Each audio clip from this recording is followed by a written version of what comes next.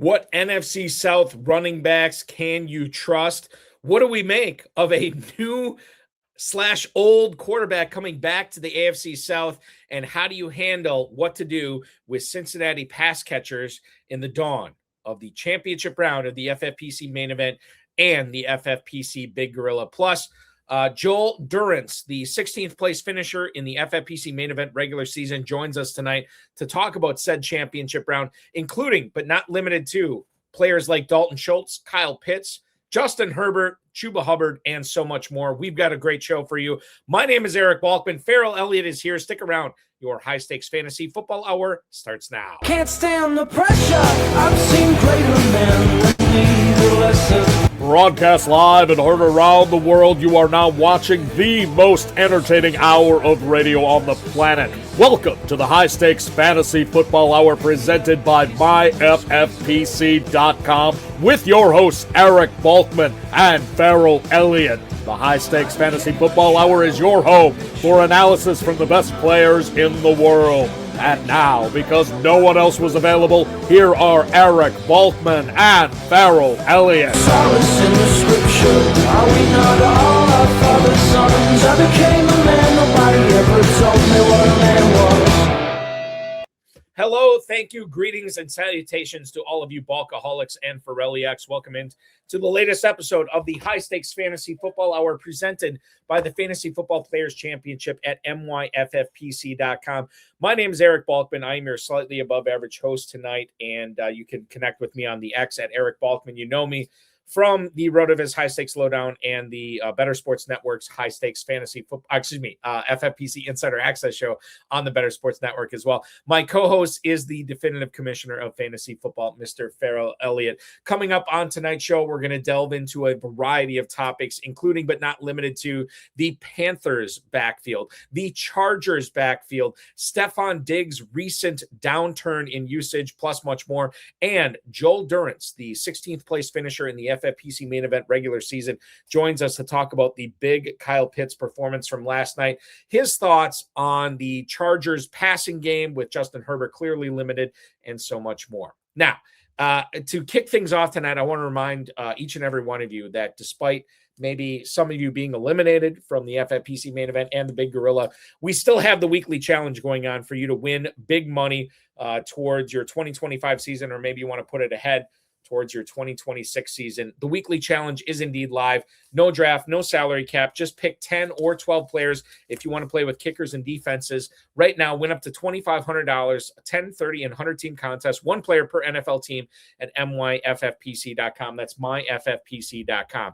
If that format sounds familiar, it should, because it is the exact same format that we utilize for the world-famous FFPC Playoff Challenge, which is also live right now at myffpc.com. No convoluted rules on this. There's no salary cap. There's no draft. You're just picking your 12 players. $500,000 up for grabs if you want to play in the world-famous FFPC Playoff Challenge, $200 to enter that. You can also enter for $35 and play for a $100,000 grand prize. Same rules, one player per team. Register now, myffpc.com. That's myffpc.com. Remember to like this video, subscribe to this channel, comment on this video, share it with your friends, share it with your enemies, and get notified each and every time we go live. We are going live right now with the man, the myth, the legend, the definitive commissioner of fantasy football. You follow him at KFFSC official on X, and of course, check out his Kentucky Fantasy Football State Championship, which is taking entries right now for 2026 at KFFSC.com.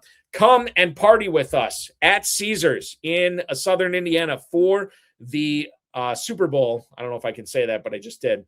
For the Pro Football Championship. I'll be there drafting a bunch of teams for 2026 in the KFFSC. You can too at KFFSC.com.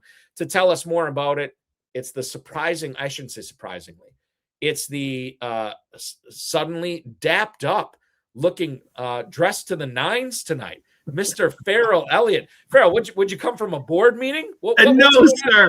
No, sir. I am coming from a celebration of my good friend, Louisville Cardinal cornerback Justin Agu, who graduates at University of Louisville this year. And I spent some time with his family, and big celebration going on at the Yum Center. And then they will they will exit that and head to our favorite restaurant, Berenice, Balky. And perhaps I will get the pleasure of joining them even later tonight and have one of those fantastic Jameson sours, with the egg white, you shake it up, pour it out.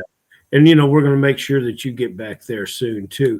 And, Balky, we're going to feed you real well. And the name of our event on Super Sunday is Sweet 16 Super Sunday. And that's what you're going to be playing in. And when you get down here, we're going to take real good care of you and feed you a little bit, because I'm telling you, buddy, you look a little lank. You look thin. You look impressive. Buddy. I'm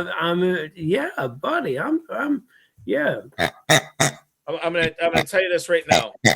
Senior Oinker, say hi to regular Oinker. I'm gonna tell you this right now. I trimmed up my beard on Wednesday, so it's not as thick out this way. That's why I'm looking thin, and that and only that is the reason I'm looking thin. You look good, Balky. You look good, and I think anyone in the chat room would agree. We need to tell you that you're looking so good, dapper. Kicking things off, speaking of the chat room, we got Nikki Banks 4487 hanging out on YouTube watching tonight. And this is an interesting question that we're not going to mess around, because this is championship round weekend. It is for the main event for the Big Gorilla. Obviously, KFFSC main event championship round going on right now as well. Nikki Banks has a question here. This is tight end premium. She wants to make sure that we're well aware on who should she start this week. Should it be Tyrone Tracy in a very juicy matchup against the Washington Commanders this week, still fending off, touches and carries and catches and targets from Devin Singletary? Tyrone Tracy at home against the Commanders, or should she roll with one Jake Ferguson, who is at home against the Minnesota Vikings? Ferrell, I'll tee you up on this here first. Who should she start in tight end premium format, Ferguson or Tracy? Oh, Miss Nikki Banks, you're going to start Jake Ferguson. Balky said that that Tyrone Tracy and the Giants have an easy matchup. I had to check and see if they were playing Lehigh. No, you are going to play Ferguson. You're going to run him out there, and you're going to enjoy getting into the end zone maybe twice this weekend. I'm going to tell you this right now. The total, I'm going to load this up just so I'm not speaking out of my rear end here. Where are you speaking out of, Balky? I don't want to speak out of my rear end. Okay. I'm going to speak out of my mouth, my front end. Yeah, and I'll tell you this right now. The total on that Giants-Commanders game is 46.5. I know the Giants are 2-11 on the year. You wouldn't think that this is a great matchup for them, but they are a 2.5-point favorite, which to me portends to a Tyrone Tracy, Devin Singletary game. Now, I don't believe that Jake Ferguson is going to be hitting the peak of his powers with CeeDee Lamb recently clearing concussion protocol. So we know he'll be a full go. That said, I'm still going to go with my buddy Ferrell on this one. CeeDee Lamb is going to stretch that defense. He's going to open up the passing lanes in the middle, and he's going to keep the Cowboys in the red zone. And the Cowboys may get 44 themselves. 48.5 on that game. 5.5-point favorites are the Cowboys. I think that Ferguson probably has the small – I'll put it this way. I think ceiling-wise, Tracy is probably the play, but I do think hitting that ceiling that's over Ferguson this week definitely has the higher floor.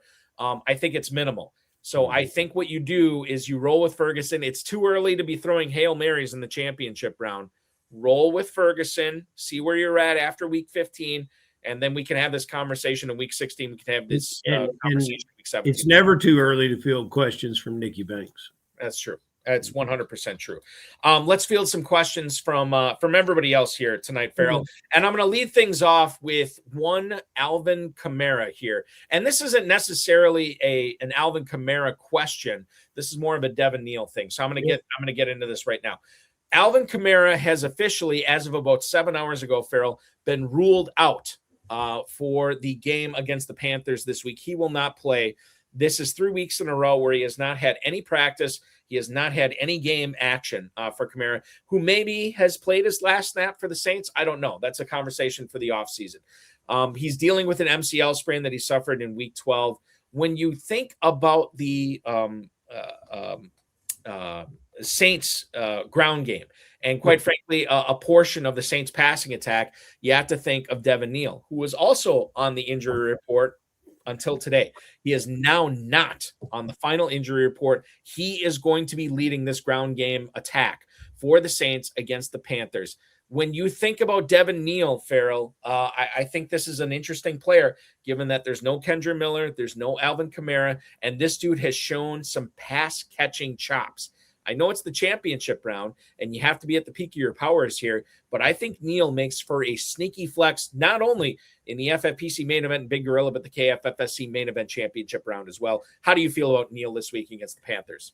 I will echo your sentiments on Neal, and I appreciate you bringing Neal to my attention in such a aggressive way last weekend. I thought that it was wonderful to watch him play, and that with the quarterback. You know, Tyler looked good last week in New Orleans, and the things that he did and the way that team came together. The youth is ruling with the Saints, and you were the first one, Balky, to beat the Neal drum back in the spring and early summer. And I was very, very proud of the fact that player has grown into his potential, and you were leading the way for our listeners to draft and keep Neal. It dates back to rookie drafts, when we're talking dynasty rookie drafts on the show. Mm-hmm. I never really thought that Devin Neal was this explosive, super athletic player, but what he did do was put up numbers when he was in college, and he's putting up numbers now that he's got the opportunity for the Saints as well this year. So I do like Neal going forward. I picked him up in a few dynasty leagues. We'll see what happens next year, but for the rest of the season, we don't get extra points if it looks pretty. You know, yes. we don't need to look pretty.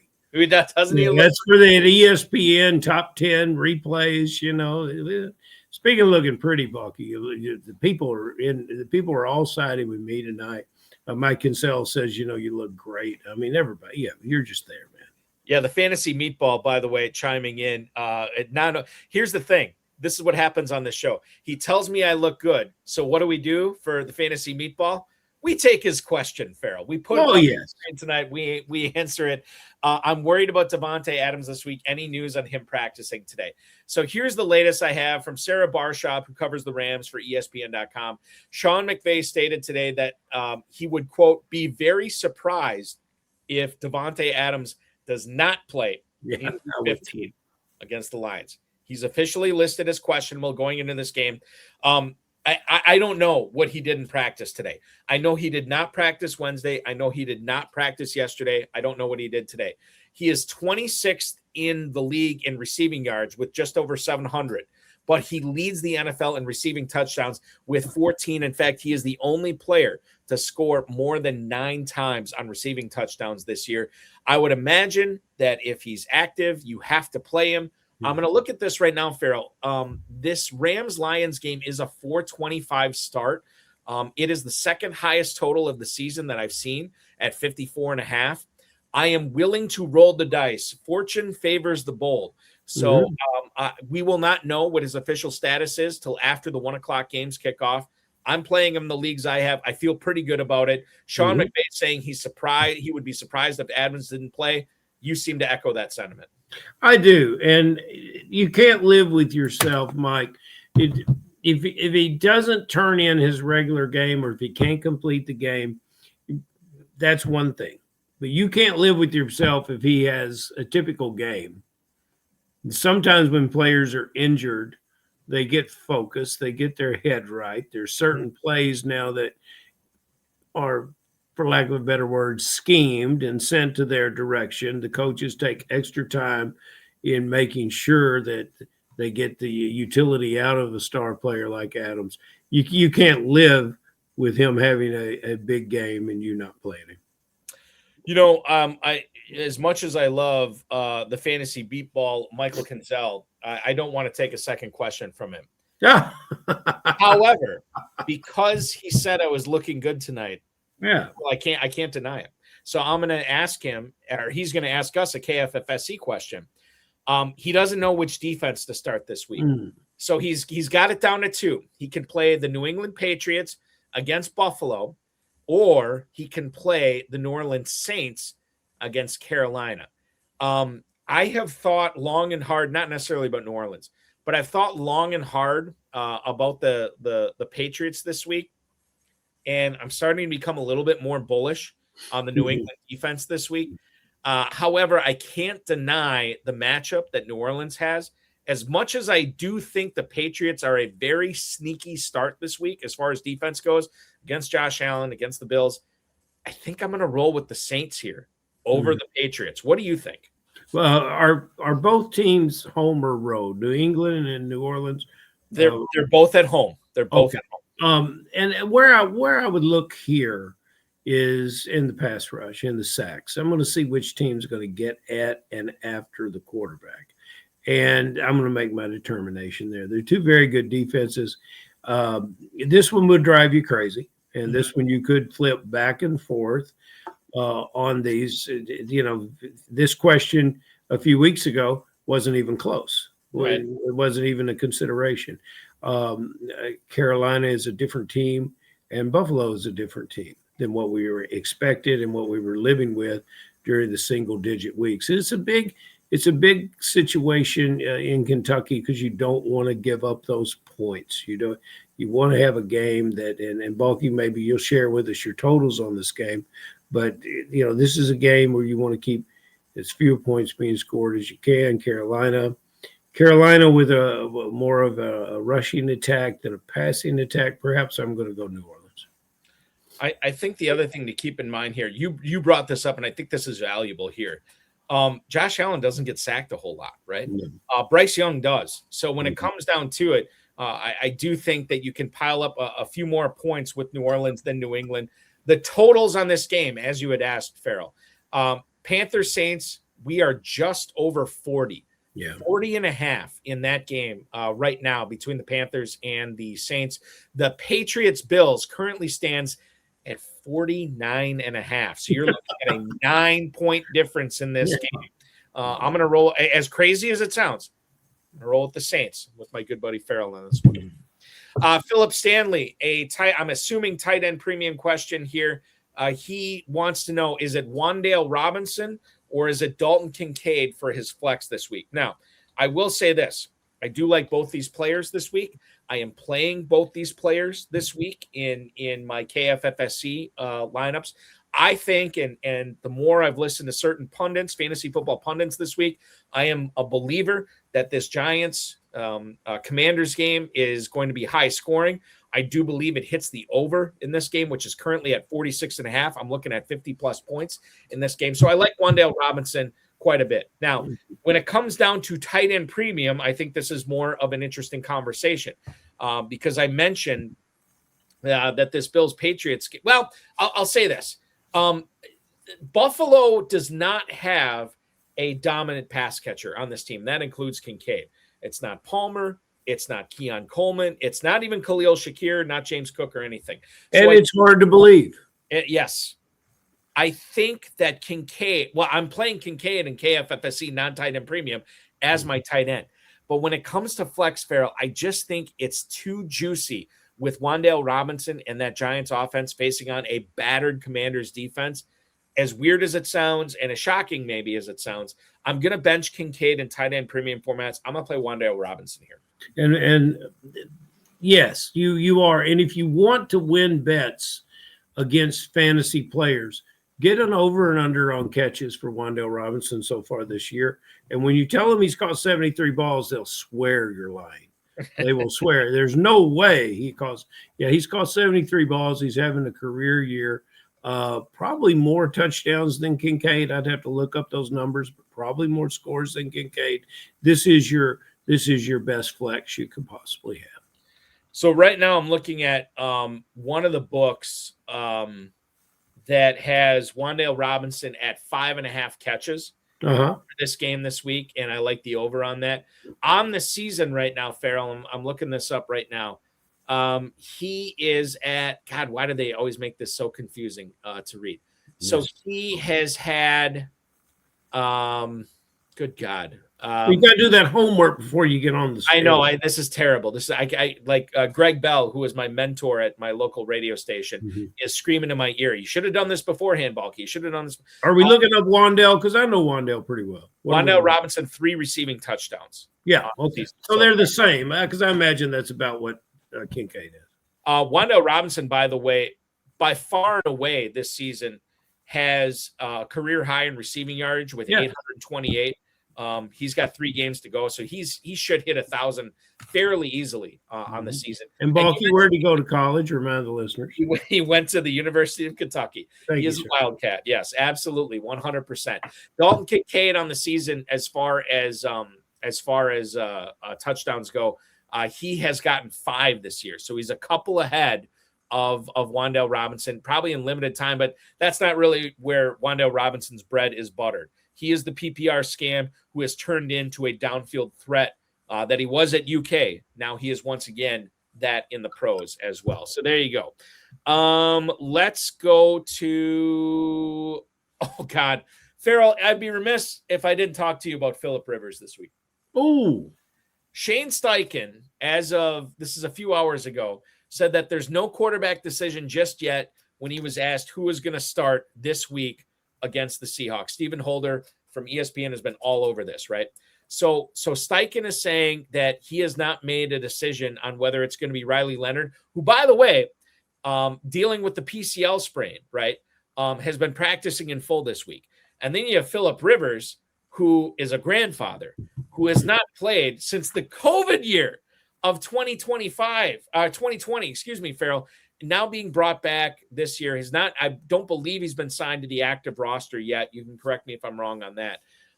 This is a wild story, and I don't want to bore the listeners on, hey, do I play Leonard or Rivers? You don't want to play either. But what do you do with some of these other guys? The Pittmans, the Downs, the Pierces, the Taylors, the Warrens of the world, depending upon who the quarterback will be chosen as the starter for Indianapolis this week against Seattle. Ferrell. Well, it's fortunate that we're past bye weeks and we are at full we're at full capacity with your rosters. Or for me, it will be difficult. It'll probably be a Sunday morning decision who's going to play quarterback, and I don't know, even if Rivers plays. I think I would stick with Pittman. I don't care for Pierce. I think this is taking care of what we've seen from him, and I really look forward to seeing him again next year. But there might be easier choices. I tell you what, if I'm running the entertainment in the stadium there in Indianapolis, I'm going to go deep into the sheet music, and I'm going back to the Broadway show from the 1920s before the Depression hit, Showboat. I'm going to have Old Man River playing, the whole that's going to be his walkout music, man. That's what it's going to be. I don't know if he would sign off on that. I'll say this. I have heard from many high stakes players this week saying, I wouldn't say all of them, but the majority of them are washing their hands. Yeah. Not only Pierce, not only Downs, but Pittman, and in some cases, Ferrell, in some cases in tight end premium leagues, as crazy as this sounds, Tyler Warren. They don't want to start Tyler Warren. I think that could be an overreaction. I think it is an overreaction. I don't think it could be. I think it is an overreaction. If I have Warren listen, you can clip this, and if I'm wrong, I'm wrong.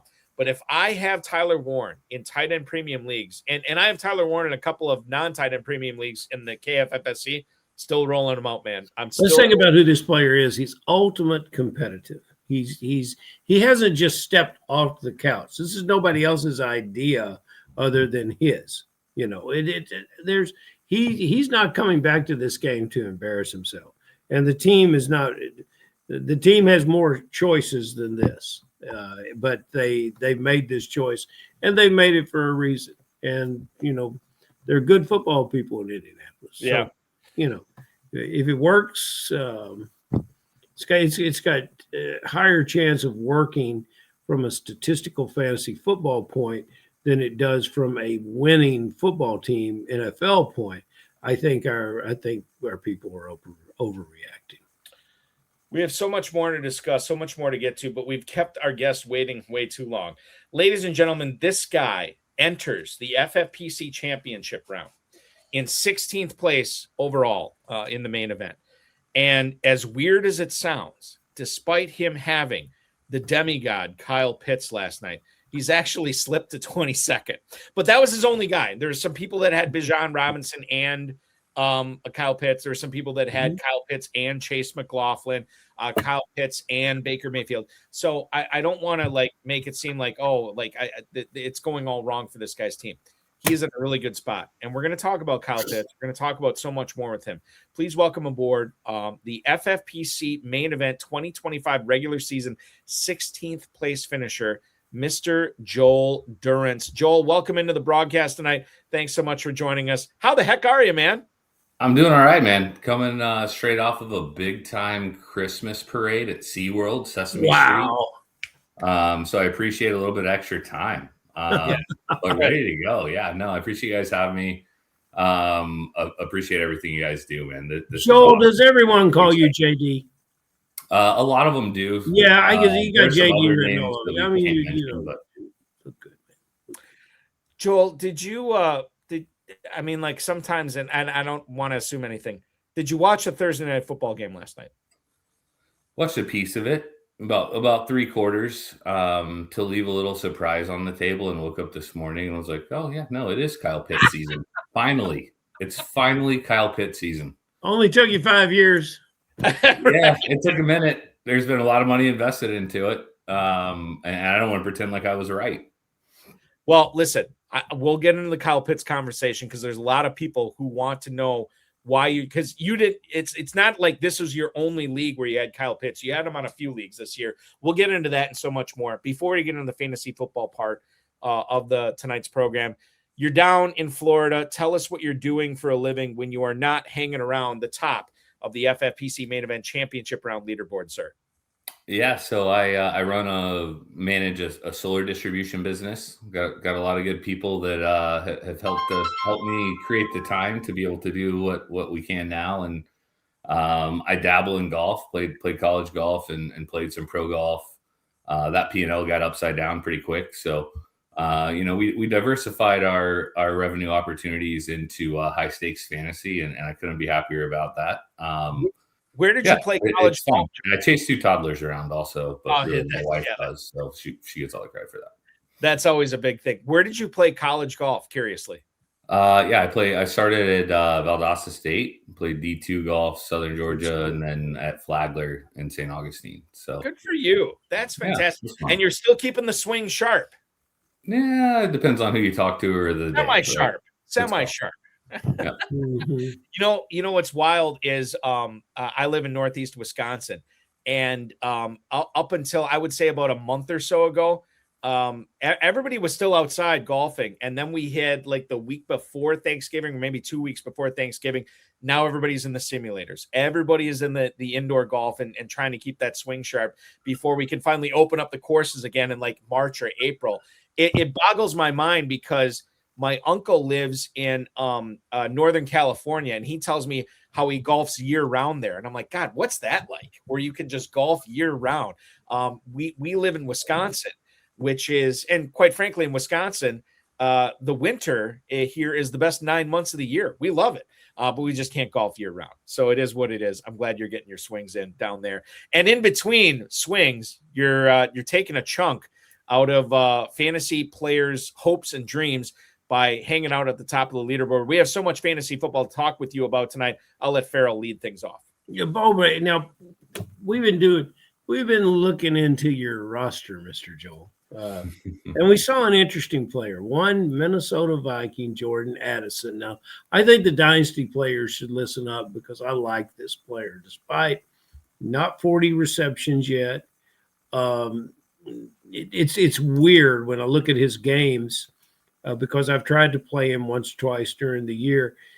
But when he doesn't have catch and yardage, he helps you out with a touchdown. That seems to be when he gets his touchdowns. And then other games, he has catches and yards. He reminds me statistically a little bit of our pal from Baltimore Flowers. Your thoughts on this player? And I remind people he's either 23. I think maybe he's 23 years old. Is now that you're at a full roster? Does Addison stay in your active roster? And if so, what are your expectations of him? Yeah, who might you be playing ahead of him?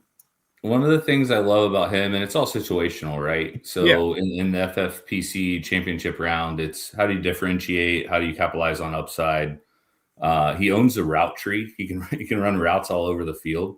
Mm-hmm. He's got KOC coordinating the offense, which I think, data shows that he's been elite over the years. Quarterback's still a little bit of a question. But at the end of the day, when we look at these contests, it's all about contest selection and situational understanding.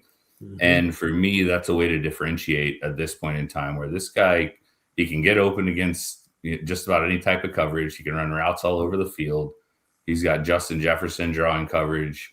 Right. So it's a way to differentiate and a way to capitalize on some of that upside. And I think a lot of times it's, hey, ride who got you there. And in this case, one of the things I've learned is how do we find that upside that we can capitalize on and differentiate mm-hmm. and have some roster turnover week to week, even in the championship mm-hmm. rounds. And so you really think we're going to see him have his better games here towards the end of the season? I think it's possible, right? I'm not saying that that's necessarily like, hey, this guy's going to be a top 15 guy through the end of the year. But what I think he can do is uncap a lot of like what these contests are, which is how do we unlock the upside and how do we mm-hmm. differentiate ourselves? Just like, large field GPP in a sense, mm-hmm. Where you get to the end of a contest and it's like, hey, I've got this guy that I stashed. And it's something I learned over time, like, having pretty good ROI and a decent advance rate, but not having enough upside when we get to the end of the year. So it's kind of, hey, let's create a carousel effect and let's create some upside. And they're going to go to Dallas this week. And, Dallas's passing attack has been pretty elite all year. They're going to move the ball. Yeah. I'm willing to bet on that upside versus, in my lineup, a Deebo Samuel, who, we kind of know what that floor ceiling combo looks like. Mm-hmm. I'd rather take the high ceiling of Jordan Addison in a situation like this. I like that. And, we were talking about Wan'Dale Robinson earlier, 73 catches versus 37. You flip the numbers for this player here. And we roll back to August, and which one of these guys would you think have the higher number? And, but I think Addison can get that. And maybe you get a 2-touchdown game against Dallas. How sweet would that be? It'll be nice. It'll be lovely. And a lot of this, is that's why we get to talk about it all the time. It's speculation, and that's what makes it fun, right? It makes it great. Flip side of the coin in Minnesota here, Joel. Justin Jefferson. I know that there are, if you were able to get a Justin Jefferson team into the championship round, number one, kudos to you. Number two, and I heard the guys on the Fantasy Empire podcast talking about this, former guests of the show, Matt Modica, Dan Williamson, you have Nelson Sousa on that show, Chris Vaccaro, of course, as well. And they were talking about how excited they were about getting these Jefferson teams through. And I think, like, on the surface, I'm like kind of depressed about it, right? But then I think about it, like, you got to beat out hundreds of other teams. And if you have that sort of joker card in Justin Jefferson, I think you got to be a little excited about seeing what he can do, given his proclivity to crushing fantasy football players' dreams and not only crushing their dreams, like players who don't have them, but players who do have them, like making their dreams real. We've seen him do it before. We've maybe not necessarily see him touch the peak of his powers with JJ McCarthy, but if you have him in the championship round, I think it's very intriguing. I don't know if I feel great about it, but it's very intriguing. Yeah, again, down to contest selection, it depends on what you're playing in. Like, ultimately, you should be excited if you've made it to this point. You have Justin Jefferson, and that's a no-brainer. You play Justin Jefferson, you ride with Justin Jefferson, you bet on talent, you bet on scheme, you bet on positive regression, right? at the end of the day, I mean, if you did get there, you should be excited. And that's the reality of it. And there are several players that are, in that bucket this year. And when you get there, I think that's really what should drive some of the excitement. And I think that's part of the draft process too, right? Where you want to bet on some of these guys who may not have, a lot of short-term upside, but at the end of the day, all the money is in the back of a lot of this stuff that we do, right? Especially with, with FFPC, it's how do you find a way to get yourself into a position to win? And then how do you supplement that with short-term, viability so that you can get there. But that's kind of it. And that's the equation. I think you learn that over time. Initially, it's difficult because it's like, hey, how do I find a way to win the regular season and do that? And as you kind of start to progress through it, it's, hey, all it is it's upside 15 to 17. And how do you find a way to get there? At the end of the day, if you're looking for like the ultimate upside on ROI. See, Balky, that's why you need to play golf. All of this is going through his head when he's playing golf. That's when he's thinking all this stuff. Mm-hmm. And then, the first three, you just got to shoot 63, right? That's it. Yeah, well, how sweet it would be. I want to bring this up here too. We have Max Fire Fantasy Report. Max Fire. You're definitely starting Justin Jefferson at this point. There's not much you can do, but the real question would be Jordan Addison, who we just talked about with you, Joel. Mm-hmm. When you look at your main event team that is in 16th place coming into this week, is Jordan Addison the toughest start sit, and Addison, by the way, I believe he got taken off the injury report today. He's a full go against that Cowboys pass defense, which has been very fungible, very easy to score points on. When you consider Addison into this equation, is that the toughest start sit decision you're facing this week? Or perhaps is there somebody else that you've been losing sleep over more so than the Addison call?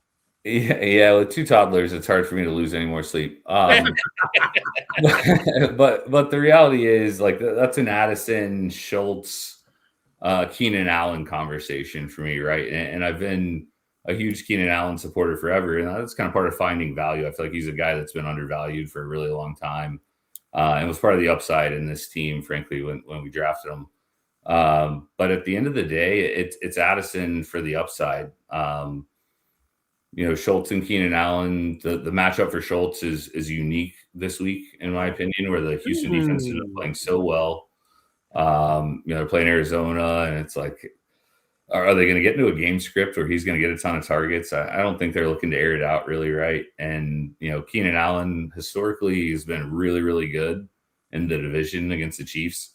But also it's a win or go home game for the Chiefs at the end of the day. And I'm going to bet on the Chiefs. I don't think there's going to be a ton of volume. Also with Herbert a little bit limited, they're going to try to get it out quicker.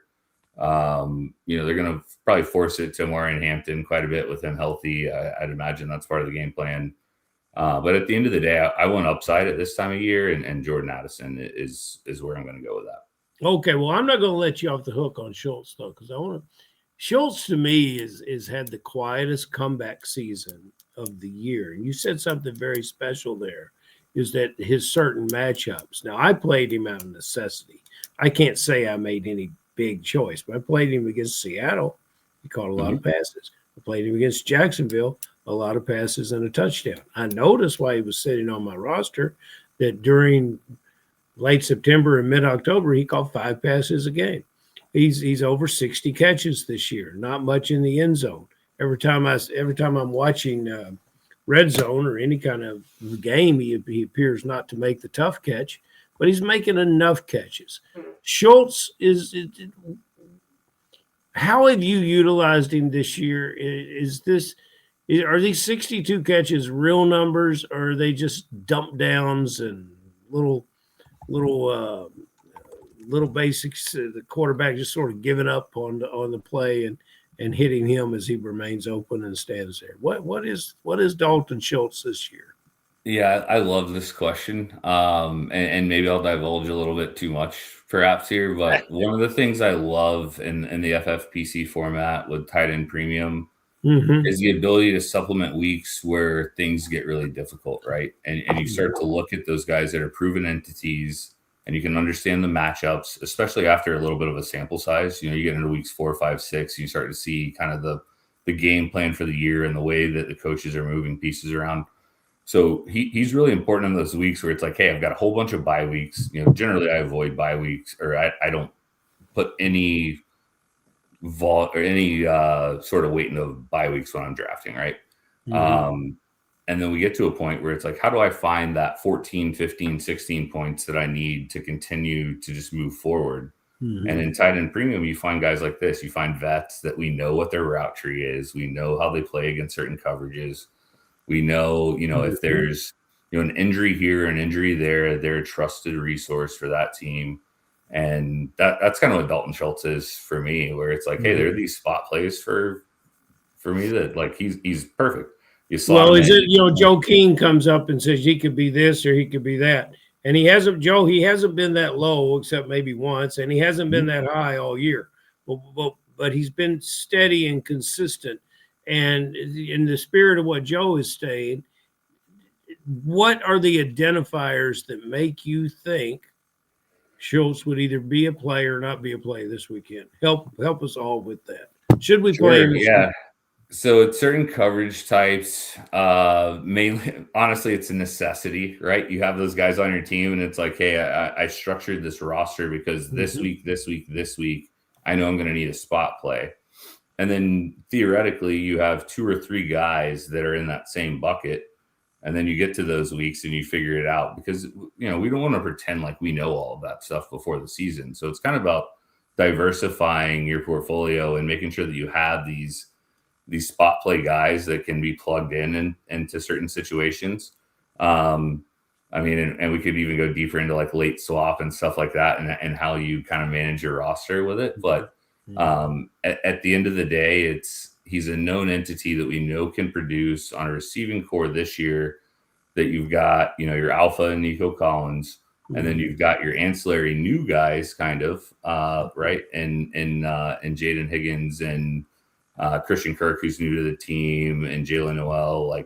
So you've got all these things that are kind of unknown. I'll take the known piece on a team that at the beginning of the year, I thought was going to be playing a lot of negative game scripts. Their defense is so good that doesn't happen very often anymore. Well, I appreciate you digging into that. And it shows your knowledge of football. I got a question. How do you consume football? Are you watching all the games, or are you a red zone guy? Or, last night you said you went to bed on the game. What's the story with how you watch football? Yeah, so I spend probably 4 to 6 hours a day reading, period. And football is a big part of that. I also listen to the guys that establish the run. They're off the charts. I don't want to disparage anyone else, but I love the way that they articulate the information. It's very straightforward. I work 14, 16 hours a day. So to have a bright spot where it's like, hey, this is still feeding information that's easily digested, but there's not a whole lot of fluff in it. That's what matters to me.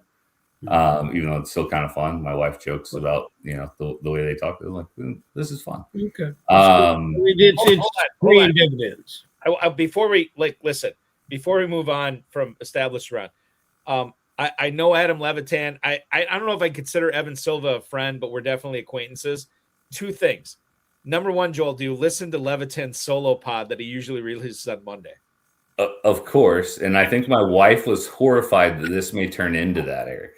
It's great, man. Listen to him divulge some of the, especially when he gets into sex stuff. It's just, I love it. It's great. And then, and I would say if there's anything, listen, I want to get this out there. What they do, and I'm a big fan of a lot of content creators in the industry, but I think Established Run is great at what they do. And I think that's what I want to make capital letters here. But if I was to say something else, I really enjoy when Levitan and Silva do their podcast. When Levitan states a stat or states a fact, and Silva immediately answers, repeating the same thing because he wasn't listening. And I know the YouTube commenters are always over Silva. Yeah.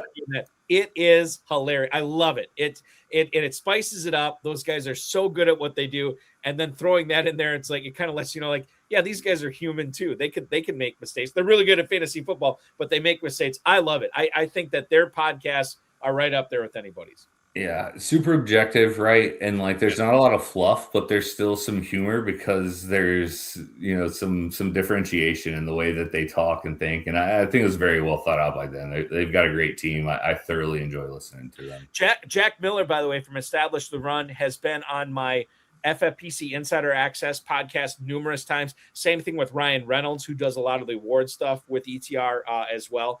Evan Silva's been on this podcast before. It's great. Like we love those guys. We love what they do. And clearly they're helping you out this season too, as they have in seasons before, Joel. Yeah, it's the only reason why I can do what I do and still be able to do all of the other stuff. Running a business and chasing toddlers around again. Like I probably only deserve like maybe 10%. I'm gonna call you and figure out how you manage a 30-hour day already. Right, yes. I need those extra hours myself. But it's not great. I have a good time, That's but what that's people around me. That's how you do it right there. You just told I have a lot everybody. of friends too that talk enough shit that I assume I can say that on here, right? It's okay. You did. Talk enough that I have to work. I have to work hard to make sure that I continue to beat them. Shout out O-Town Clowns, but yeah. Go ahead. Yeah. We've had a home league for 14 years, 15 years now. They've won. Everybody else has won about 66%. So they're doing all right. I'm going to preface this next question for Joel Ferrell by one of the Kentucky Dynasty leagues I'm in. Okay. This Kentucky Dynasty league I'm in, I won the whole thing last year. And by whole thing, I mean, yes, I won a 12-team league. This year, I looked at the live scoring after the game last night. Not only did I have Bijan Robinson, not only did I have Kyle Pitts, but I already had a healthy lead on the other 5 teams I was chasing in the playoffs, right? So I'm thinking like, I'm going to repeat as champ. Mm-hmm. And then I looked at a little bit closer. It's the non-playoff teams I was chasing. I did not make the playoffs in that defending champ. Part of the reason was because I had Cam Scadaboo and Malik Neighbors hit IR early. I also had Brian Thomas not doing what he was doing last year. I did miss the playoffs by 1 game. I'm not complaining about that. It looks like I have like 170 or 180 point lead in the consolation locked up. So whatever it is. No trophy for you, Balk. Yeah, no trophy in that league. Now, Joel, here's what I want to ask you.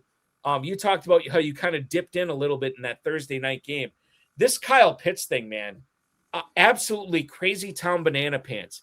He goes 50+ points. And we were talking about this in the FFPC Slack last night with a bunch of us looking at this.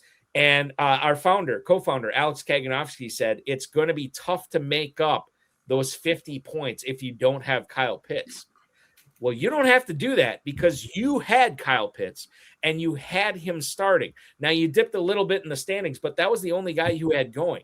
So when you consider Kyle Pitts in this FFPC championship round and the players still have him, this is a huge advantage. Mm-hmm. I want to know why not only did you have him on this league, but you had him on several leagues. Why were you in on Kyle Pitts this season, my friend?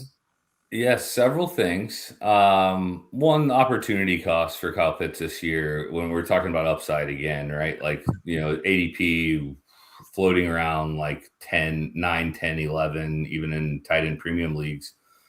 I'm in Central Florida, right? I grew up spending a lot of Saturdays in Gainesville watching Florida football, and I know what kind of athlete he is. And the knee injury, I'll say I'm no scout, right? But slowed him down a touch. But at the end of the day, he's a wide receiver in a tight end body, and I think in Arthur Smith's scheme, he didn't really fit it right previously. So it's like, hey, here's some upside in the second year in a different scheme. I didn't expect them to be quite as good as everybody else did. So I'm thinking they're going to throw the ball a fair amount. But he's got a ton of upside, and Drake London's really the only dominant pass catcher on the team. Mm-hmm. And Darnell Mooney has shown glimpses here and there. but he came into the season injured. He's been unable to stay healthy, really. I'm still a believer in Darnell Mooney, still, let's not get too far away from that. Listening to the guys on the team is what drives that, right? Like that's a psychological thing where you hear some of the guys on the team talk about Darnell Mooney and say, hey, that's the guy that's going to break out. I think those are important things to consider rather than just data and scheme and talking head stuff, right? Listening to the people on the team, I think is really important to me. And it's what drives a lot of what I do in business. But at the end of the day, it was that plus a little bit of Central Florida bias, and Kyle Pitts it's Kyle Pitts season, that's it. Yeah. It was doubling down, tripling down. Some of it was silly where it's like, at this cost, I'm back in on Kyle Pitts, right? I think we would be remiss not to credit some of Pitt's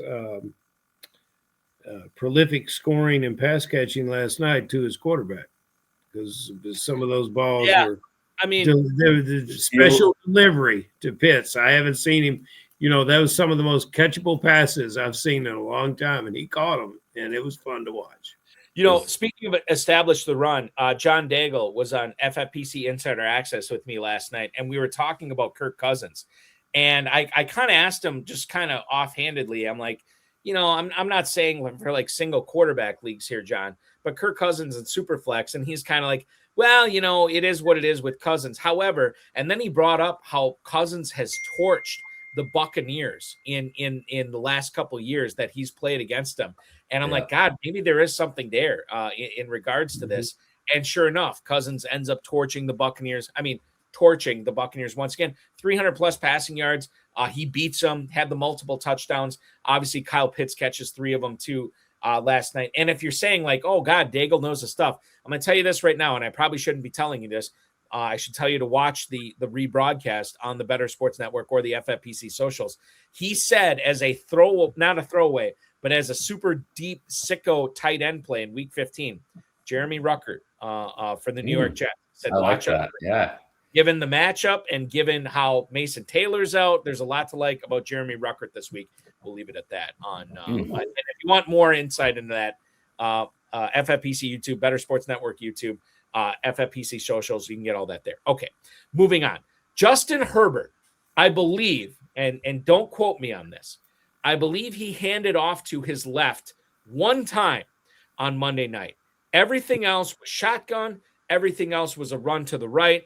And even though Vic Fangio is a genius, the Eagles couldn't solve it, and they end up losing to basically the most predictable offense in the NFL because of Justin Herbert's non-throwing hand on Monday Night Football. I have to ask you this week in regards to that, Joel. You think about Quentin Johnston. You think about Ladd McConkey. Oronde Gadsden I'll throw in there as well. Keenan Allen. What do you do with these Chargers pass catchers, knowing, number one, that basically what the Chargers did last week showed how limited Herbert was and how limited they are in the types of plays that they can run and the different number of plays that they can run. And yet, number two, they still won. They still beat the defending champs. They still beat the Eagles, who are in line to make the playoffs if the season ended today. This is quite the conundrum when you think about it for fantasy purposes. And I mentioned the pass catchers here. What are you doing differently because of Herbert's hand in the first week of the championship round in Week 15? And if you don't have those guys, what would you recommend the FFPC players who do have those guys doing with those guys in their starting lineups? Yeah, so first off, with a Harbaugh-led offense at the beginning of the year, I don't want to invest a lot of draft capital in the wide receivers, right? Ladd McConkey, I think, had a ton of upside. He closed the year strong, limited options on the outside for them at the end of the year. And then you see Quentin Johnston come out early this year and really perform. As far as I'm concerned now, when Jim Harbaugh thinks that he has the best offense on paper, he is going to run the ball. And with Amari and Hampton coming back, they're going to continue. And Kamani Vidal has shown that he's viable at least, right? So they're going to continue to pound the rock. And at the end of the day, like if I'm going to invest in pass catchers there, I want to find a unique play. It's going to be Gadsden. It's going to be Keenan Allen. It's not going to be your downfield threats. It's not going to be Quentin Johnston. It's and also you look at their schedule the last 3 weeks. I think it's like Chiefs, Dallas, Houston, maybe. not super desirable, other than the fact that they are going to have to throw it a little bit. But none of those, Dallas in Week 16, I think, we can throw on them, obviously, but I would be very leery of Chargers pass catchers aside from Gadsden or Keenan Allen and in certain spots. But we don't know, and I'm the biggest Keenan Allen fan in the world, and that's a derivative of finding value over the years. It hasn't been super flashy. But one of the funny things is like, now this is kind of his time to shine, and how much does he have left in the tank? He came out high. He's one of the best route runners as far as I'm concerned in the history of football, and there should be opportunity for him. If I'm betting on a Chargers pass catcher, it's Keenan Allen. Okay, I can love that. Hey, who you betting on in the Panthers backfield? The future NFC South champions, Carolina Panthers. And if 14th round Rico Dowdle, we said it all through August on this show. Take Rico Dowdle. I got him in Las Vegas 14th round. How sweet it was when I got to use him. And I kind of expected that. I expected him to win the job over Chuba Hubbard. Now, what are you going to do this weekend? You got 2 running backs there, just like out in the Chargers. You had no running backs. Now you got 2 running backs. What are you going to do with these 2 players? You're going to play one of them? You're going to bench them both? What's on your mind? Situation is murky. I certainly favor Dowdle over Hubbard all day, every day. I've been a Dowdle fan since ETR hashtag preseason. Like Dowdle was a preseason stud for a long time, and we've seen him last year take the job in Dallas, this year be able to come in and really be an asset for Carolina. Do I think he's an every down back that can carry it 20 to 25 times a game? Probably not. But they're in contention here. They can get into the playoffs, and I think it's important to them to kind of push this. And I don't have an issue with Chuba Hubbard by any sense, but I do think Dowdle's the better back. And at this point, knowing that he's limited in maybe his volume, the coaching staff has kind of kept him on ice a touch to be able to shove volume his way on the closing stretch. So I would go with Rico Dowdle. I'm not saying that you should bench Chuba Hubbard in every league, but I'm taking Dowdle. It depends on what your options are, right? It's still very situational. And I have that situation right in one league where it's Dowdle versus like Woody Marks. That one's pretty simple for me. I think it's Woody Marks all day. Yeah. But there are some that get really like maybe Dowdle versus like Gainwell could get weird or something like that, right? I do think there are some spots where there could be a decision to be made. But at the end of the day, I trust Dowdle, and I think the staff trusts Dowdle when it comes down to it. Good point. So the other thing here too is I want to bring this up. This is from I believe Michael Kinsell, right? That I'm looking at here. Yeah, the meatball. Yeah, fantasy meatball. Nothing more aggravating than Kenneth Walker and Zach Charbonnet split.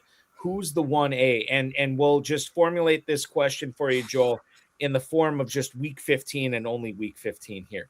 Obviously, both these guys are at home against the Colts this week. If you can only pick one, I reluctantly pick Kenneth Walker, but as JJ Zachariason would say, you have to consider the range of outcomes. There's probably, 35, 40 outcomes out of 100 where Charbonnet is the right play. Is that the way you see it as well? Would you be playing between these two? If you could only pick one this week, is it Kenneth Walker?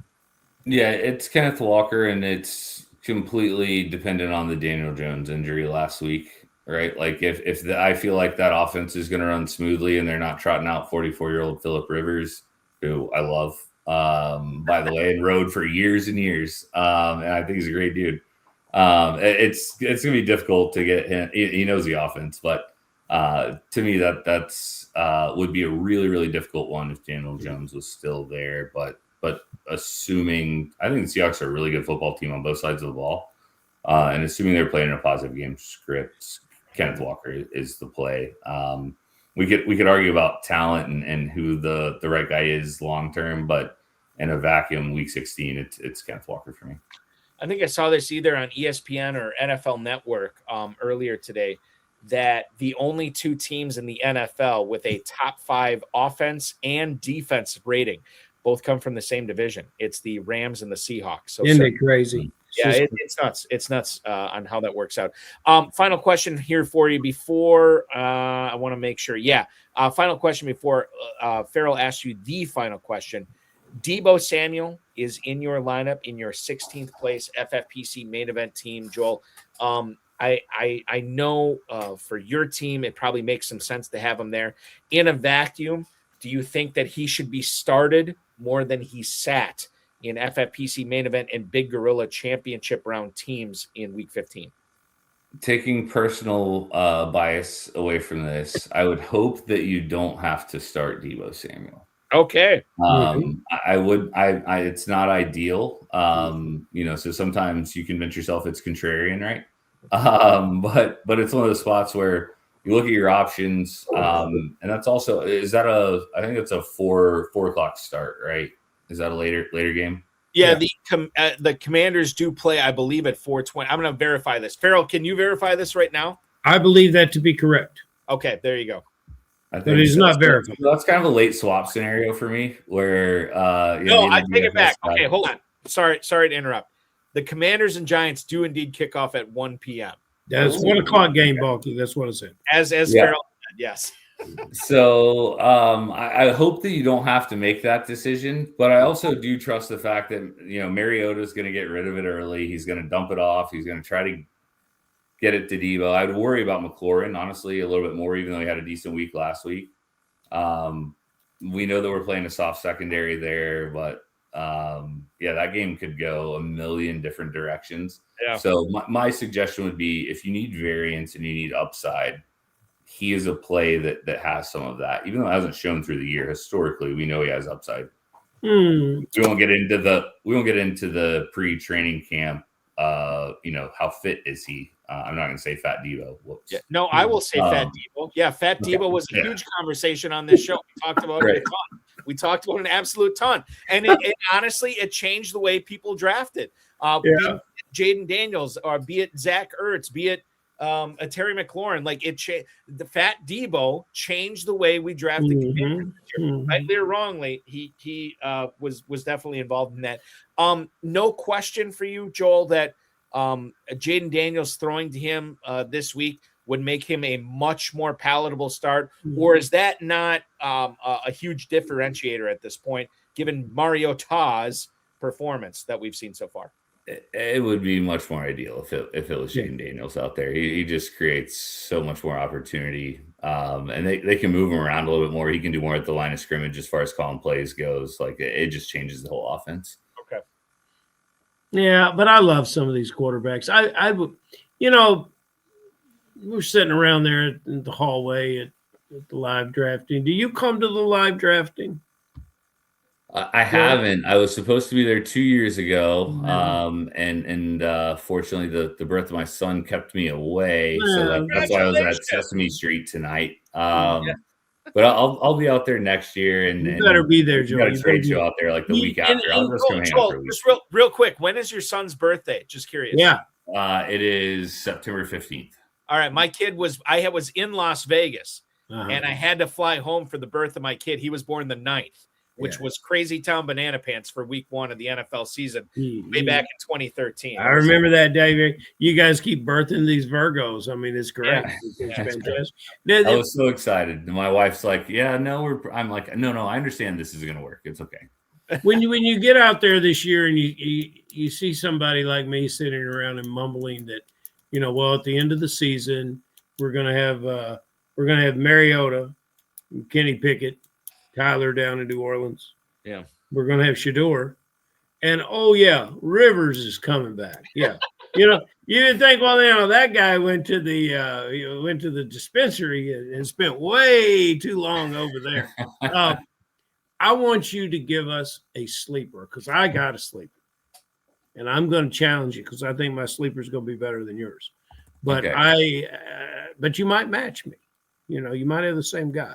So I want you to give, everybody is, there's waiver wires in the ancillaries that are still open. I want you to give a guy that could be out there in a waiver wire. Everybody says, there's nothing left on the wire. I don't think that's right. I want you to give us a guy that, because I know you're a deep thinker in this regard. And then I want you to tell us about a guy, last week's guest called J.J. Jefferson. Wasn't that correct? He said, don't play Jefferson. Is that correct, Balky?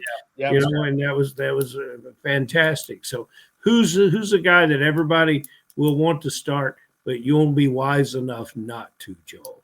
So that's what I got to know. Yeah, that's a fun one. Again, it's pretty situational. I'd say keep Justin Jefferson up this week. You're going back to Jefferson. Like we've already kind of talked about that. Okay, but who are you going down with? I see you trying to wiggle off the hook with the question, so we're going to go back to the question. For guys that cost a lot of draft capital, and I'm saying, hey, not this week. Like Ladd McConkey would be at the top of the list. Like, Ladd McConkey this week. It was just bad last week. It's going to be bad again this week. Okay. I'm going to trust in the Chiefs. I'm going to trust in Spagnuolo. Yeah, just stay off Ladd and McConkey this week. And so who's a sleeper? The sleeper, it's changed with the injury last week, but Harold Fannin Jr. is an obvious play. That's not a sleeper, son. Yeah, right. Like, so sleeper, maybe Devon Vele. Might be able to play in New Orleans. I've loved the talent there. And if we want to go like real deep, Pat Bryant in Denver. Okay. If he plays, if he plays, that's more of a long-term bet on talent. Yeah, I agree with you 100% on that. Yeah, I like him a lot. I trust Sean Payton in his draft of history and process. I think that's a guy, and you could obviously kind of argue with Mims saying, hey, he traded up, and that was the first guy he drafted when he was in Denver. But Mims has showed flashes. I think Sean Payton's the best situational coach in football. My sleeper that I'm going to put your two guys up against, I'm going to let you play two guys against mine. My sleeper is wide receiver, Cincinnati Bengals, Mitchell Tinsley. This is a player that I always loved. I love it. He was at Western Kentucky University. That's how I became aware of him. And I said, there's no way in the NIL world that he's going to stay at Western Kentucky University. He went to Penn State. He came in the league. He essentially was undrafted. And it just goes to show you the kind of talent that can be available that's not drafted. He spends a year wasting away on the practice squad at Washington, but I think it made him a better player. And he left immediately for Cincinnati. Now, here's a guy that, so you spent the year on the practice squad at Washington, and there was a lot of conversation coming out of Cincinnati in the spring, and he makes the decision to sign a futures deal with the Cincinnati Bengals. You talk about a guy betting on yourself with that receiver core. So I kind of like this guy's moxie, and now it's my understanding that Higgins is not to play this weekend. Nope. I think Tinsley and I love the way this player catches the ball. And in that Atlanta game last night, you saw a player, Sills for Atlanta, had much difficulty catching the ball, and this guy makes it look easy. So that's who I'm throwing out there against your two sleepers. I love that. And I think also that's a bet on talent identification by Joe Burrow. Mm-hmm. And I trust Joe Burrow to identify talent and get the ball to the right spot. I think he is elite as far as scheme and getting the ball to the right person. But I tell you what, we got some guys in the chat room that are coming up with some very good names too. I'm going to get to those names in a second. I want to you mentioned David Sills, Ferrell, talking about last night's game. This is why I may be a racist. Okay, I'm going to bring this up right now. I'm outing myself as a racist. Every time David Sills caught a pass last night for the Falcons, and I saw his jersey number. What was his jersey number? 85, 86, something like that? 87, I thought it was 67. Was it 87? It was 87. Perfect. Yeah, it was 87. And every time I saw him catch a pass, I'm like, white wide receiver for Atlanta, that's Brian Finneran right there. Every time he caught it, I'm like, that is Brian Finneran. I had to look it up. Brian Finneran did not wear 87 for the Falcons, but that's who I thought of every single time that Sills caught that pass. Now, moving on here. I don't think that qualifies you as a racist, JD. Okay, well, maybe I'm not a racist. I think of like white wide receivers for Atlanta. You're good. We're going to give you a pass on that. Yeah, it's like saying Scotty Miller catches all the balls for the Bucs. It's okay. All right. Yeah. Well, I'm glad I'm absolved. Thank you, guys. I appreciate that. All right. So we talk about other sleepers this week for week 15. Paul Teixeira, former guest of the show. I believe he's a former guest of the show. If he hasn't been on this show, I've tried to get him on this show before. Jack Besh. 12.5-point dogs are the Raiders to the Eagles. What do you guys think about Jack Besh as a sneaky sleeper this week in a game that Kenny Pickett is starting for the Raiders, and he's probably going to have to be throwing a lot? And Sadie, you go first. On the racist side. But there could be a connection there. At the end of the day, I think they're going to be in a negative game script. They're going to throw it a bunch. But for me, at this point, with money on the line, all bets are off as far as the Raiders go, other than Brock Bowers is going to get targeted. But, I even the guys that have made it to this point with Bowers and weathered the first portion of the season, I think it's really, really tough. Yeah, Jack is a player that I think dynasty people should look to get on their roster. He's a player that I thought would have caught 50 passes this year. I think maybe he's flirting with double digits now. But, if anything, a player like Jack gets a lot of repetition with the second and third string quarterback, whatever pick it is. So they could have a natural connection. So I like that. I will bring up this here. I just had it, and let me scroll up for it, see if I can find it here. Jimmy Williams, our good buddy Jimmy Ferrell, chiming in. Joel, do you think highly of Chase Brown? Brown, and I'll just preface this too. Samaje Perine is healthy; he's getting back involved again. I think if you have Brown in the sprint, you gotta play him. But you don't have to necessarily think the world of him at this point for the remainder of the season. How do you feel about him, Joel? Yeah, I love Chase Brown through the end of the year. Bringing Joe Burrow back changes the entire dynamic of the offense. In my opinion, he's a top 2 or 3 quarterback in the league. I think he's as good as it gets. He gets them into the right play at the line of scrimmage, which I think is a lost art these days. And can really move things around, understands coverage. And you could see it in that first game back against Baltimore, right? The guy really understands football. Zach Taylor kind of gives him the keys to the kingdom. And for that reason, I mean, talent-wise, Chase Brown has already proven kind of what he is, right? Like he can get it done. And they can stretch it on the outside. They've got good, they've invested a ton of money on the offensive side, which is a different conversation as far as how to invest money these days. But I love the offense, and Chase Brown's got plenty of room to work in a full throttle Joe Burrow offense. What about this, Joel? Rob Phillips choosing between DeAndre Swift, Tyler Warren, and Brenton Strange for tight end premium, obviously Big Gorilla flex spot. What's the right call for the sprint? And this is obviously week 15 that we're talking about here too. This is not like I got to make one of these guys my call the rest of the way. So in week 15, you have DeAndre Swift, who is at home against the Cleveland Browns. You have Tyler Warren, who is catching passes, possibly from Phillip Rivers at Seattle. And who's the other one in this? I flipped it off my screen. Strange. Brenton Strange. Yeah.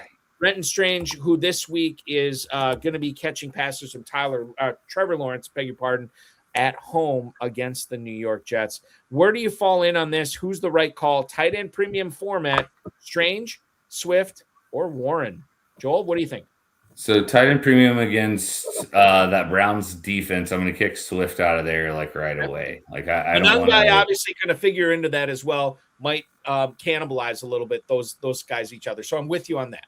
Yeah, and I think Kyle has come in and shown that he deserves touches. I think that's kind of the writing's on the wall there. Ben Johnson's had time with Swift, and if he was the guy, they wouldn't have spent the draft capital, even though it was still a late round pick.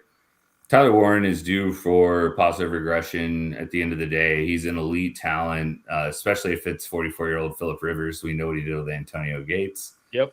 Not to compare Tyler Warren and Antonio Gates yet. Maybe soon. Maybe soon, right? I think Shane Steichen runs a good offense. With Brenton Strange, I said at the beginning of the year, I thought he would kind of be Trevor Lawrence's blanket. And it's kind of happened since he's come back from IR. But but we're, I'm going to say which is a laundry bro thing to take and establish the run term. Yes, exactly. I'm a Jags fan, and hopefully my brother-in-law is listening because he thinks I hate Trevor Lawrence. But at the end of the day, I would go Tyler Warren out of all this, and I would imagine that would be an unpopular opinion, but that's where I put my money. It's tough on this. I think you make the strong case for the Bears. I think this comes down to Strange or Warren. The fantasy meatball chiming in. Strange versus the Jets is his pick. Swift with the tough matchup against Cleveland. Warren with the shaky quarterback situation. I'm willing to bet on Warren over Strange. I could be wrong on that. Remember, Strange had a decent week last week. Would have been a really good week, but he had a pick play called back. He had a touchdown, beg your pardon, called back on a pick play on OPI, which was debatable. So it's very, very close here. I think I'm with you. I think it's Warren here. That's the way I would roll on this. Ferrell, do you also agree? Warren, Swift, Strange, who are you rolling with? I hate to make that decision. But I'm going to go with Swift. He's going to catch 8 balls. Oh, wow, 8 balls. Yeah. My goodness. Swift's going to just catch that's a ton the of case balls. for Swift, right? That's the case for Swift. 3rd and 14, call up Swift on a 5-yard pass. That's what's going to happen. Joel, you have been a gentleman and a scholar tonight, hanging way out. I mean, I'm just realizing the time right now. You have hung out way longer than we thought, probably because you were so entertaining and so informative. I am rooting for you to make a deep run, perhaps winning the $1 million in the FFPC main event. What a great season it's been for you so far. I hope it continues. And if it does, we will definitely have you back on these airwaves to tell us all about how you're spending that $1 million as well. And Joel, we'll have you in Kentucky anytime. Come to Kentucky. Absolutely. Yeah. Short flights from Florida. Come on. Beautiful. I'll be there in May. We'll see you guys. Eric and Ferrell, thank you so much for having me. You guys do an awesome job. Thank you. Yeah, the whole community is in gratitude to you guys, dude. This is awesome. We appreciate it. Joel, best of luck to you the rest of the way. We'll talk again soon. You got it. Thanks, guys. That's Joel Durrance, the 16th place finisher in the FFPC main event regular season, hopping aboard tonight on the show. Are you sure you're pronouncing his last name right? I specifically asked him via email when I was talking with this. Durrance. I thought it was going to be Durrance. And he said, no. It's Durrance, like endurance. So it's Durrance. As Terpolis would say, you got to put a little juice on the end. Yes, well, that's a little bit different. By the way, I watched their show, whatever. I was going to ask you if you saw that. I watched their show, and they were sending out a lot of great love for everyone. Although Stephen G., who did not show up here tonight, announced that he only listens to 2 podcasts, and Balky, it was not ours. Yeah, I know. He's given me so much love on this show that I'm not offended by that at all. But in case you missed it, I gave short shrift on this on Tuesday. The Three Goombas podcast, which is part of the FFPC podcast network, made its resurgence this past Wednesday. It's sort of an underground. It's an underground podcast. It's an underground kind of thing. It only comes out once in a blue moon. And it came out this past Wednesday. We had our own Aiden LaCorey and Jake Venuti, and then, of course, FFPC player Dave Tripoli all on this. Steve G joined it. Was David Hubbard on that show? I thought he was going to make it appearance. He was in spirit. He was mentioned so often that he was in spirit. All and, Terp, I don't know where Terp is broadcasting from. It's like he's in a witness protection program. I mean, we've got to get him some art on the wall. He has beautiful children, some pictures of his children, something, my God forbid. So if you, in case you missed it, it's on the FFPC YouTube or FFPC Facebook, FFPC X. You can watch it back. The Three Goombas podcast. It was sort of a regular season recap and a championship round preview. Good stuff from those guys. Okay. Ferrell, I will encourage everybody to go to KFFSC.com. That is KFFSC.com to register for all the Super Sunday events, everything coming up with the KFFSC. I am drafting not 7, not 8, but 9 drafts that weekend. I'm super excited to do it. Very excited to be watching the Super Bowl with all these high-stakes players. Even the FFPC doesn't have an event like this. KFFSC is your home for high-stakes fantasy football on Super Bowl Sunday, which is going to be great. Can't wait to see you there. Can't wait to hang out. Can't wait to watch that game. And most importantly, can't wait to kick off my 2026 drafting season with the KFFSC there. It's going to be a lot of fun. Balky, it's a 96-team tournament, and we've got 8 spots left. It's not even Christmas, and we got 8 spots left. So please, everyone that's listening, come on. I'd love to see Jimmy Williams there. I'd love to see. I would love to see Christian and Hicks there. You know, you don't have to play all weekend, just one team. Right, exactly. Hang out, draft the team. We'll talk about it. Whoever shows up, I will learn a lot from you in how to draft my teams in 2026. So I'm very excited for it. Ferrell, this has been a pleasure. Enjoy week 1 of the championship round sprint. Good luck to all your teams as well. And we'll catch you back here next Friday night. See you then, brother. You got it. That's Ferrell Elliott, ladies and gentlemen, the definitive commissioner of fantasy football. That will wrap up our show tonight. I want to thank Joel Durrance, Ferrell Elliott, the FFPC, Rob, Bryce, and of course, each and every one of you for listening, watching, streaming, downloading, however you're consuming this content. Very appreciative of you for doing that. We will be back, as I said, 10 p.m. next week, Friday night, with another great guest. In case you missed the RotoViz High Stakes Lowdown this past Tuesday, I had Alan Martirosyan and Chris Andrus on. They are 52nd place overall in the FFPC main event. They gave their thoughts on lineup decision-making and how to make sure you are maximizing your team's potential and trying to win $1 million grand prize in the main event and the Big Gorilla. That was this past Tuesday. You can watch it back on the socials or listen anywhere you get podcasts. Next week at 10 p.m. Eastern time, we will go live at the RotoViz High Stakes Lowdown as well, so make sure you're checking that out. In case you missed this past Thursday night, last night, Insider Access show on the FFPC Better Sports Network show, I had on Establish the Runs John Daigle. That was a lot of fun. We get that guy on once a year, and he never fails to disappoint. It was so much fun watching the Buccaneers Falcons game with him, and he gave a lot of insights into how you can make sure you are getting the best out of your lineups in your rosters for the championship round and going forward. He is a season-long bro. You can watch that back on any of the FFPC and BSN socials.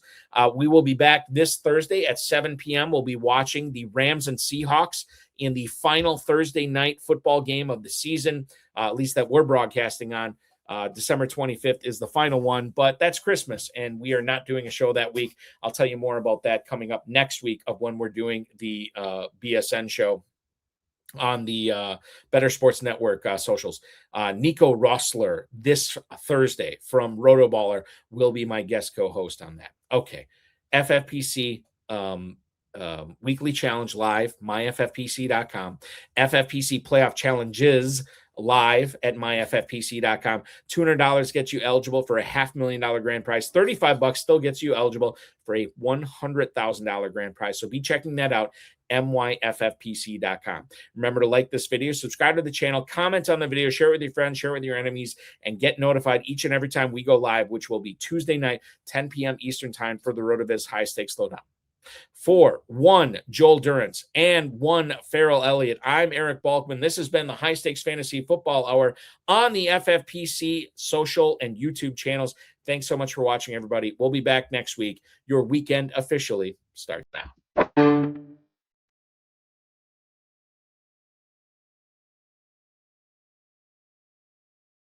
This has been another episode of the High Stakes Fantasy Football Hour presented by myffpc.com.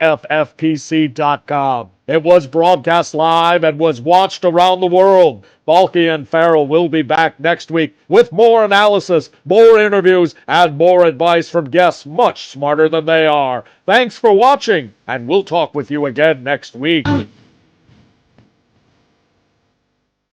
know, I was bringing this up this time of year. Not everybody can make it to the championship round.